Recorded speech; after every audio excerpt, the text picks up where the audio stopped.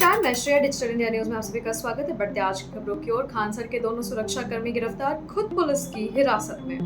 पटना में खानसर के coaching centre के बाहर हुई फायरिंग मामले में एक नया वीडियो सामने आने के बाद पुलिस ने बड़ी कार्रवाई की है। दावा है कि हंगामा और फायरिंग किसी बाहरी ने नहीं बल्कि खुद खानसर के सुरक्षा कर्मियों ने की थी। पुलिस ने त्वरित एक्शन लेते हुए दोनों गार्ड्स को गिरफ्तार कर लिया है। वहीं इस मामले में खुद खानसर की मुश्किलें भी बढ़ गई है और पटना पुलिस थाने में उनसे पूछताछ कर रही है।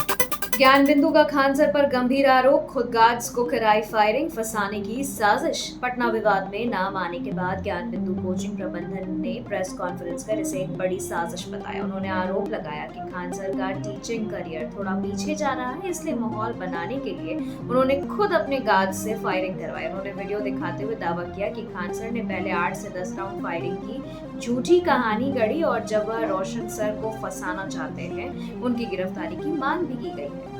तेज प्रताप यादव का तीखा हमला, खानसर शिक्षक नहीं राजनीति के भूखे हैं। खानसर कोचिंग सेंटर विवाद पर बिहार के पूर्व मंत्री तेज प्रताप यादव की तीखी प्रतिक्रिया आई है। उन्होंने खानसर पर निशाना साधते हुए कहा कि उन्हें पढ़ाने से कोई मतलब नहीं है, वे सिर्फ फोटो खिंचाने और मीडियाबाजी में विश्वास रखते हैं। तेज प्रताप ने उन्हें जलंदाहा आदमी बताते हुए कहा कि सच्चा शिक्षक कभी खुद की पॉपुलैरिटी नहीं कराता।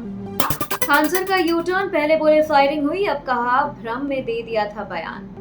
पटना के मुसल्लापुर हाट इलाके में खानसर के कोचिंग सेंटर के बाहर 2 जून की रात जमकर बवाल और हिंसा हुआ था। एक वीडियो सामने आने के बाद खानसर ने मीडिया के सामने अपनी शुरुआती बयान को पूरी तरह बदल दिया। पहले उन्होंने दावा किया था कि उपद्रवियों के अंदर घुसकर उन्होंने सुरक्षा कर्मियों पर हमला किया और फिर फायरिंग हुई। अब वह कहते हैं कि उस समय स्थिति साफ नहीं थी और उन्होंने दूसरों के कहने पर बयान दिया था।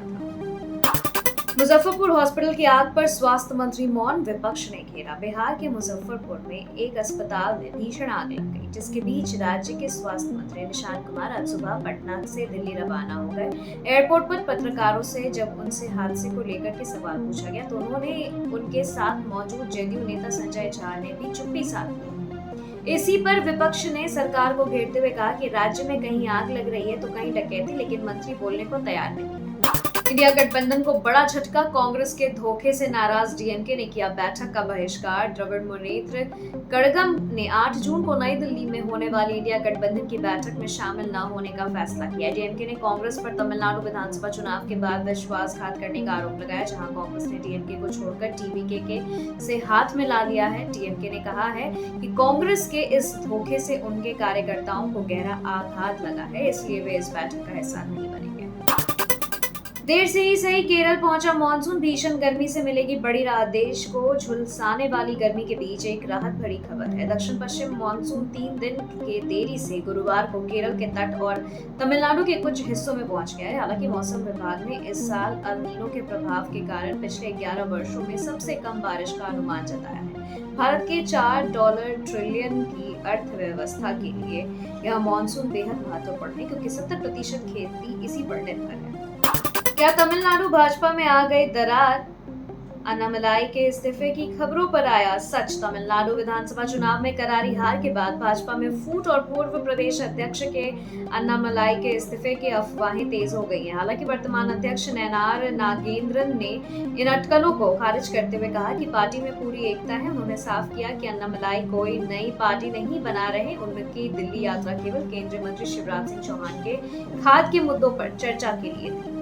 ऊर्जा क्षेत्र में भारत वेनेजुला का बड़ा हमला, पीएम मोदी और डेल्सी रोड्रिग्स में वार्ता। वैश्विक तेल संकट के बीच आपको बता दें कि भारत और वेनेजुला ने ऊर्जा क्षेत्र में अपनी संबंधों को मजबूत करने के लिए गुरुवार को हाथ मिलाया है। वेनेजुला के अंतरिम राष्ट्रपति डेल्सी रोड्रिगेज ने एक बड़े प्रतिनिधिमंडल के साथ भारत का दौरा किया और पीएम मोदी से मुलाकात की है। विदेश मंत्रालय के अनुसार वेनेजुला भारत को अपना पसंदीदा साझेदार मानता है और दोनों देश हाइड्रोकार्बन के अपस्ट्रीम और डाउनस्ट्रीम प्रोजेक्ट्स में मिलकर काम करेंगे।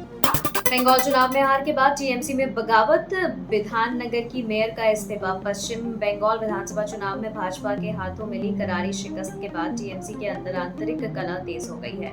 विधाननगर निगम की मेयर कृष्णा चक्रवर्ती ने गुरुवार को अचानक अपने पद से इस्तीफा दे दिया। हालांकि उन्होंने मीडिया से बातचीत में इसे अपना व्यक्तिगत फैसला बताया और कहा कि वे केवल एक पार्षद के रूप में काम करते रहेंगी। सत्ता गंवाने के बाद टीएमसी के लिए यह एक और बड़ा झटका माना जा रहा है।